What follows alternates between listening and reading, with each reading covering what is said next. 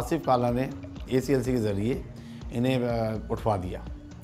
सना क्योंकि थाने कोर्टों से मफरूर थी, इसे बेस बना के कोर्ट से मफरूर है, सना को गिरफ्तार करा के मफरूरी में जेल भिजवा दिया। आमिर लंगड़े का कहना था, उसने पुलिस को ये बताया कि वो किसी वारदात में हिस्सा नहीं लेता था और सना और आदिल बलोच की गिरफ्तारी के बाद दरअसल उसका काम शुरू होता था और उसका अपना एक अलग सेटअप था जो कि जिसका काम ये था कि मुलजिमा सना और आदिल बलोच की गिरफ्तारी के बाद उन्हें प्रोटेक्शन फराहम करे, उन्हें जेल से छुड़ाए, उन्हें उनकी ज़मानतें कराए और इसके लिए उसका एक पूरा सेटअप था।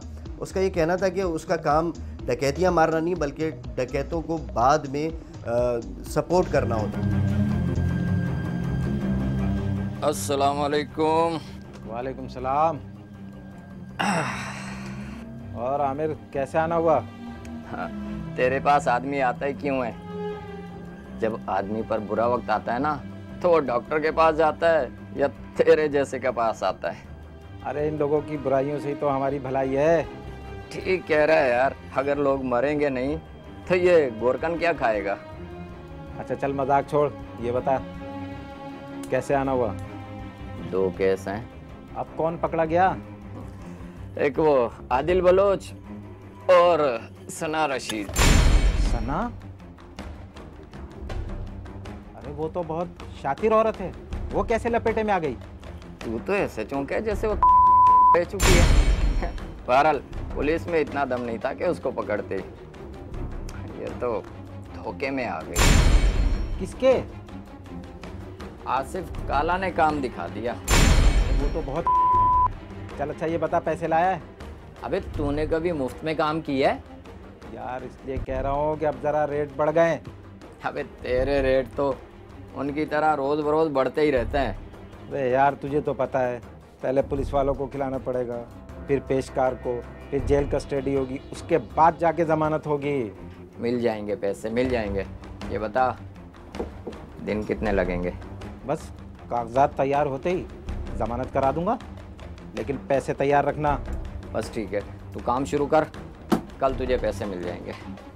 अब क्यों बैठा है, जाना। सारी की कमाई तू अकेले ही खाएगा? चल अपनी हराम की कमाई से 2 चाय मंगा, चल। बहुत। अरे फजलू जरा 2 चाय लाना, ऐसे नहीं जाएगा ये। वो एक प्रोफेशनल काम करता था, पैसे मिलते थे, पैसे बचते थे। फ़र्ज़ करना 10,000 की ज़मानत हो रही थी, इनसे 25,000 लेता था वो। वकील का खर्चा अलग लेता था, अपना अलग लेता था, तो उससे फ़ायदा था ना। वो तो कहता था 10 दफ़ा बंदा मैं छुड़ाता रहूँगा। वो आमिना करता, इंतज़ार करता था कभी ये बंद हो तो मैं ज़मानत कराऊँ इनकी। उससे तो एक अच्छा खासी हैंडसम रकम मिलती थी ज़मानत कराने के लिए।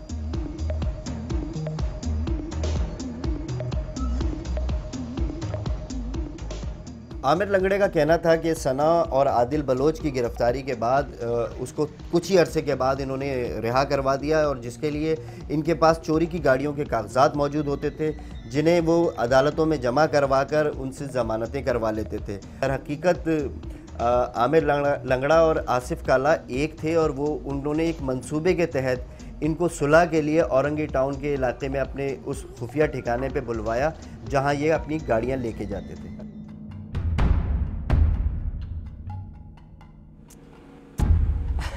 आ गए तुम लोग? हाँ भाई लंगड़े, अब किस बात की सुलह?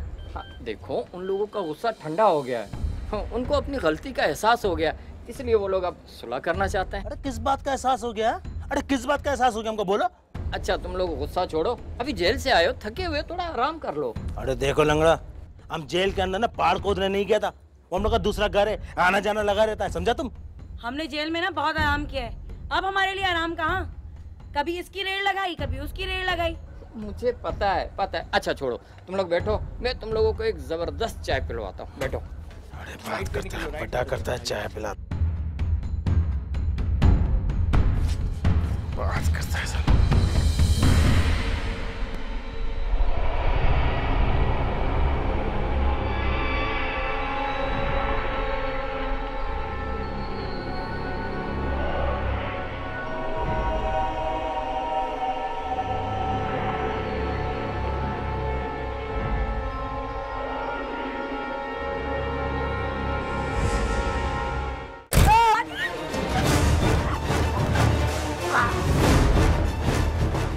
आसिफ काला और गिरोह के दीगर अरकान ने सना और आदिल बलोच पर डंडों से हमला किया, उन्हें तशद्दुद का निशाना बनाया और सना को गला घोंट कर कत्ल किया, जबकि आदिल को डंडे भी मारे गए और उसकी मौत की तस्दीक के लिए उसके सर पर एक गोली भी मारी गई।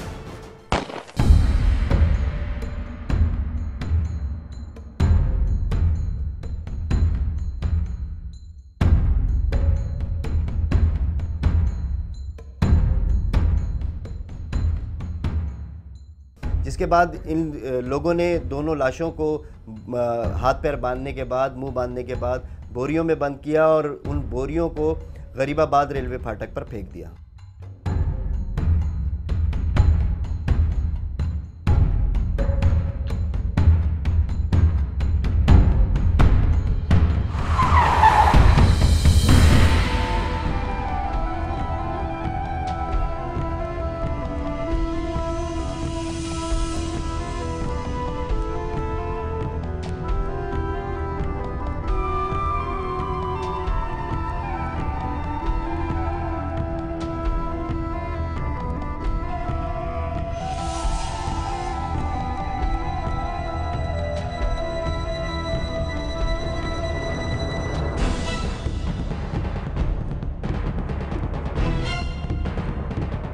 सना मर्डर केस में आमिर लंगड़े का चालान हो गया और उसे फिर जेल कस्टडी हो गई है, जबकि सना की वालदा ने जो मुकदमा दर्ज कराया था रशीद अहमद के ख़िलाफ़, वो ज़ाती तौर पर ज़ाती रंजिश की बिना के ऊपर दर्ज कराया था।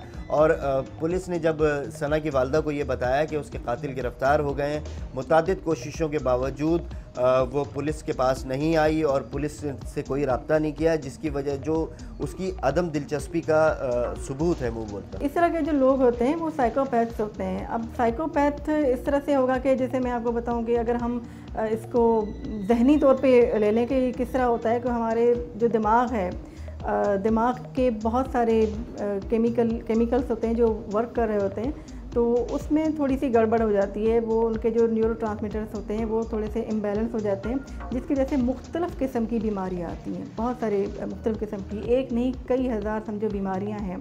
तो उसमें फिर ये भी एक बीमारी है। आसिफ काला जो थे उनको अपना खौफ था, जिसकी वजह से उन्होंने ऐसा किया क्योंकि वो पैरानॉइड हो चुका था। अब हमारी टर्म में पैरानॉइड उसको कहते हैं कि जी उसको लगा कि ये लोग मेरे ख़िलाफ़ हो जाएं, मुझे मार दें या कोई मुझे नुकसान पहुंचाए, इससे पहले मैं ही इनको ख़त्म कर दूँ। दौरे कत्ल का एक असल मुलजिम है जो कि अरशद उर्फ आसिफ काला, वो गुलबहार का रहने वाला है और वो ताहाल मफरूर है, जिसकी गिरफ्तारी के लिए पुलिस अब भी छापे मार रही है। कि हमारे मखबूर ने ख़ास ने इतला दी, हमने उस पर काम किया, अल्लाह मैंने कामयाबी दी। जो जेन्युइन मुलजिम जो आमिर और मज़रुद्दीन थे पकड़े गए। पुलिस का कहना है कि गिरोह के दीगर अरकान की गिरफ्तारी के लिए छापे मारे जा रहे हैं और पुलिस इम्कान जाहिर कर रही है कि वो जल्द ही इसमें कामयाब भी हो जाएंगे। सना रशीद ने मुफलिसी के इफरीत से छुटकारा और पुरतायुश जिंदगी के लिए जुर्म के जहन्नम में छलांग लगा दी थी। सना रशीद का अंजाम इस बात की दलील है कि बबूल बोकर गंदम नहीं काटी जाती।